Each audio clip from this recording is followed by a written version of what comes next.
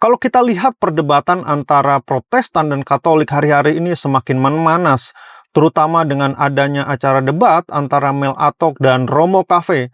Di sana saya melihat bahwa banyak orang membuat tanggapan atau membuat respon mengenai debat mereka itu, baik dari sisi Katolik maupun dari sisi tokoh-tokoh di Protestan pun melakukan hal yang serupa. Mereka mereview tentang debat tersebut. Nah, tema yang mereka angkat adalah sola scriptura. Nah, saya tertarik. Kenapa sola scriptura? Karena sola scriptura ini adalah produk atau bisa dibilang merupakan buah pemikiran dari reformator Martin Luther. Sedangkan kita tahu bahwa Martin Luther ini adalah seorang biarawan atau seorang uskup dari Katolik. Dia memiliki karir yang cukup cemerlang di sana sebenarnya. Dia adalah ahli hukum karena dia MA dari hukum. Setelah itu dia mengambil doktor teologi. Jadi Martin Luther ini bukan orang sembarangan. Dari segi dedikasinya juga kita bisa bilang bahwa dia orang yang cukup luar biasa berdedikasi. Dia melakukan pengakuan dosa sampai berjam-jam ya, dari pengakuan rekan-rekannya ya. Nah, kita bisa melihat dari dedikasi, integritas dan juga keahlian dia. Nah, kenapa sampai akhirnya dia bisa mengatakan sola scriptura? Menurut saya ada 3 pandangan atau 3 alasan yang dia percayai.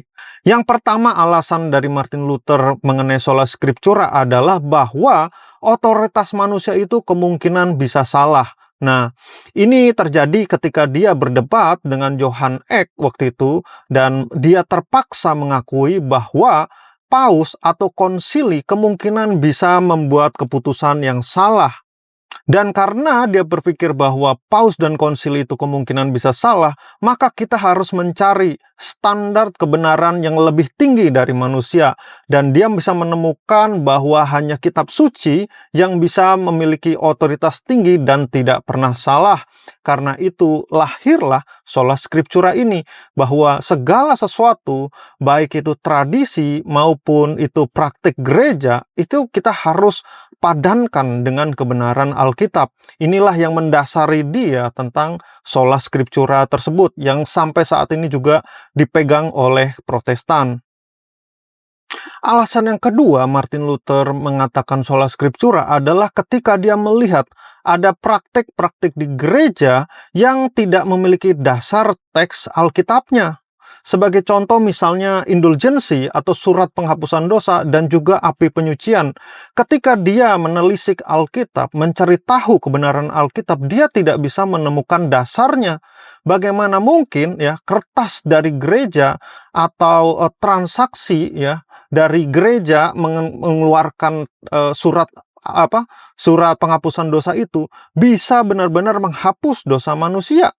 Nah, dia tidak bisa menemukan teks Alkitab yang mendukung tentang ajaran tersebut.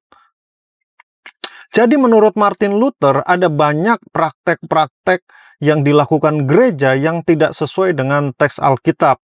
Inilah yang mendasari dia untuk mengkristalkan pemikiran dia tentang sola scriptura ini. Karena itu untuk memurnikan gereja maka dibutuhkan standar yang lebih tinggi dari pemikiran manusia, yaitu adalah Alkitab sebagai otoritas tertinggi ya. Segala tradisi, praktik gereja itu semuanya harus tunduk terhadap firman Tuhan, terhadap Alkitab. Dan alasan ketiga yang terakhir adalah bahwa menurut Martin Luther, kebenaran atau firman Tuhan Alkitab itu bisa diterjemahkan atau bisa diartikan, bisa dipahami oleh orang awam. Jadi penafsiran atau pemahaman mengenai Alkitab itu tidak eksklusif milik petinggi gereja atau orang yang memiliki pendidikan teologi. Jadi menurut dia, Alkitab itu bisa diterjemahkan atau bisa dipahami bahkan oleh orang awam. Jadi orang yang tidak berpendidikan pun menurut dia itu bisa. Karena itulah dia juga akhirnya menerjemahkan Alkitab itu ke dalam bahasa Jerman dan menyebarkannya ke orang-orang sehingga jemaat biasa pun mereka bisa memiliki Alkitab dan mereka bisa paham Alkitab. Jadi menurut Martin Luther bahwa pemahaman itu tidak sesulit itu dan itu bisa dipahami oleh orang awam. Jadi ketiga hal tersebutlah menurut saya yang akhirnya mendasari Martin Luther untuk memegang prinsip sola scriptura, yang juga ini menjadi warisan legasi bagi gereja Protestan hingga saat ini. Bagaimana menurut teman-teman? Apakah teman-teman setuju dengan pemikiran Martin Luther atau tidak? Bisa tulis di kolom komentar ya.